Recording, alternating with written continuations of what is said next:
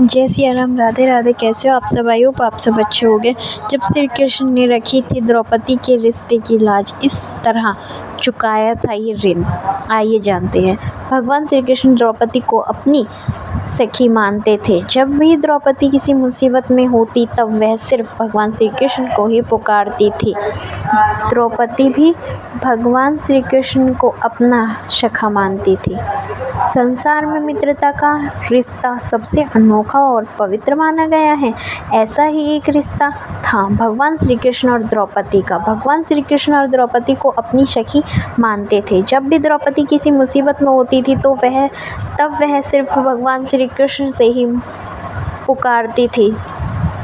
द्रौपदी भी भगवान श्री कृष्ण को अपना सखा मानती थी। आज पंडित इंद्रमणि घनश्याल भगवान श्री कृष्ण और द्रौपदी के रिश्ते की रोचक कथा सुनाने जा रहे हैं। श्री कृष्ण और द्रौपदी का रिश्ता। द्रौपदी पंचाल देश के राजा द्रौपद द्वारा किए गए यज्ञ से यज्ञ कुंड में उत्पन्न हुई थी। यज्ञ कुंड में उत्पन्न होने के कारण द्रौपदी को यज्ञसेनी नाम से भी जाना जाता है। कहा जाता है कि द्रौपदी का रंग सांवला था, इसलिए द्रौपदी को कृष्ण भी कहा जाता है। 5 पति होने के कारण द्रौपदी की पांचाली भी कहा जाता है। राजा द्रौपद अपनी पुत्री द्रौपदी का विवाह श्री कृष्ण से करवाना चाहते थे, लेकिन द्रौपदी श्री कृष्ण को अपना सखा मानती थी और श्री कृष्ण भी द्रौपदी के प्रति सखा का स्नेह रखते थे। द्रौपदी और श्री कृष्ण के बीच जब मुलाकात हुई तब भगवान श्री कृष्ण ने द्रौपदी को अर्जुन के बारे में बताया और कहा कि यह आर्यों में श्रेष्ठ है और तुम्हारे लिए उत्तम है।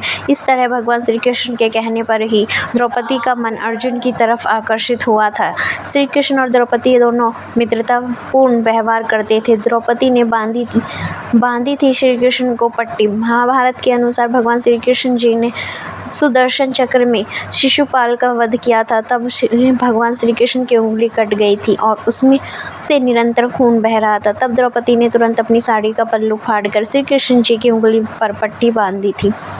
तब श्री कृष्ण ने कहा था कि मैं इस बात को हमेशा याद रखूंगा और भविष्य में भी इस साड़ी के टुकड़े की कीमत जरूर चुकाऊंगा। श्री कृष्ण ने बढ़ाया था द्रौपदी का चीर।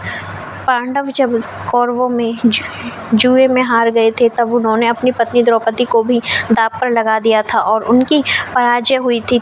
तब भरी सभा में दुर्योधन ने दुशासन को द्रौपदी को लाने के लिए बोला। दुशासन द्रौपदी के केस पकड़कर उसका सभा में घसीटता हुआ लेकर आया। तब दुर्योधन ने दुशासन से द्रौपदी का चीरहरण करने के लिए कहा और जब दुशासन द्रौपदी की तरफ बढ़कर चीरहरण करने लगा तब द्रौपदी ने हाथ जोड़कर आंखें बंद करके भगवान श्री कृष्ण को याद किया। तब भगवान श्री कृष्ण ने द्रौपदी के द्वारा बांधी गई साड़ी को कर्ज चुकाते हुए उस समय द्रौपदी की लाज बचाई थी।